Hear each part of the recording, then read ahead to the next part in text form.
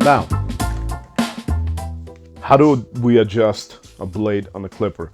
I'm gonna tell you one thing, most clippers are the same as far as the design goes.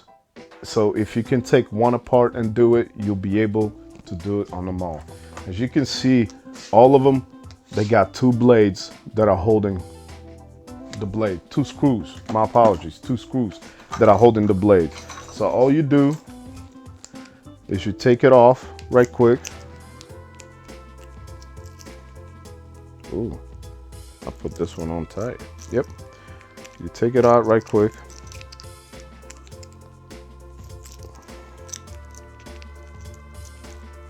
Right quick, right quick, right quick, right quick. We're gonna have some music playing while we do this. I hope. If not, people can listen to me talk. But anyways, it's pretty simple. So you take the screws out. By the way, another thing, barbers should clean their clippers at least once every 2-3 months. And I'm talking about cleaning them like gutting them. Like, you know, take the blade off.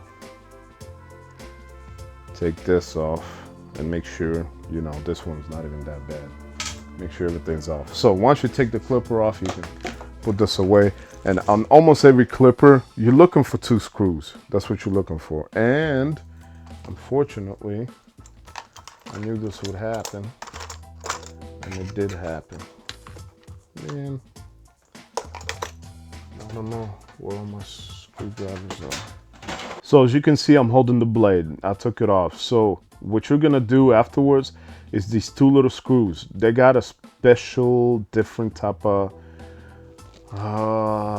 screwdriver, and I can't find it. So what you do is you loosen it up, and then you can move the blade up. I do it by hand. They're blade setters, but I do it by hand. I usually bring it up, and this is what you're looking for, is you want to make sure there's barely any gap in between the blade.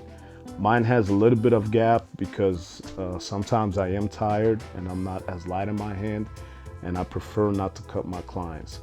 But one thing I'll tell you is this clipper is adjusted close enough to where, I mean, I see my lines crispy. I might move it up a little bit later on, but you know, not anytime soon. So if you can look, if you zoom in, or I don't know, you can tell how close the blades are. This will not be factory setting for any clipper that you buy. And you know, some barbers say it's cool, some barbers say it's not. Everybody has a different opinion. I personally prefer to zero gap on my blades, especially when it comes to trimmers. And you see, same concept. And this is why I was telling you, if you take apart one clipper, you got them all. Same thing, you see, you take two screws off, and right here, you have the blade. Once again, let me clean this off right quick.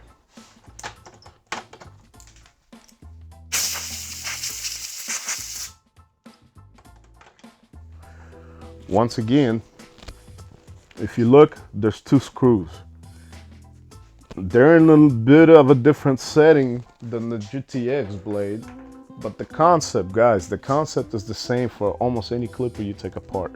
You're looking for two screws that will allow you to move this blade up and down. So you would loosen them up. Don't take them all the way out. It's a tedious task to put them back in. Annoying. It's not hard, but annoying. So all you do is loosen them up, and then you move the blade up until it is flushed with this end. But these clippers are a little bit more difficult because one side, for some reason, a lot of time drops. So don't be pushing on these things. Just loosen up, move it up, tighten it, and slap it back on. So this is how you would adjust blades and trimmers, edgers, and for the most part, all of them is the same concept. I have run into trimmers that you cannot adjust. So careful when you're out there buying trimmers, because not all of them are adjustable. Do your research, go on the internet, ask other barbers that had those clippers before you buy them. I did buy one set of trimmers and they were not adjustable blade. And I just took it back because, you know, if you want your lineups crispy, you want to be able to do this. And this is how you adjust the blades on almost any trimmer. Unscrew the screws, take it out, loosen up the screws, align it. Just make sure that this blade doesn't go past this blade. You want to flush it. Screw it back on. First thing you want to do before you got any client is take it to your skin. It's funny because I used to look at my barber's hands before, and there would just be lines going down. And I'd be like, what is that? Guess who has lines now? That's right. As soon as I'm done with this, first thing I do is I test it out. Are they hitting or are they not? When I'm cutting my clients, I always ask them, hey, how does the blade feel? Hey, is it pulling? Is it scratching? You know, barbers, ask that from time to time. You will not regret it. It seems like a retarded question to ask, ridiculous, but you will not believe how much better it will make your customer service. Not only the clients will feel like, hey, this guy cares, but number two, if your clippers are doing something wrong, if they are messing up, at least, you know, they're not going to sit here and just be like taking it. They will let you know, you can adjust, and you can continue to deliver great service. That's it for today, folks.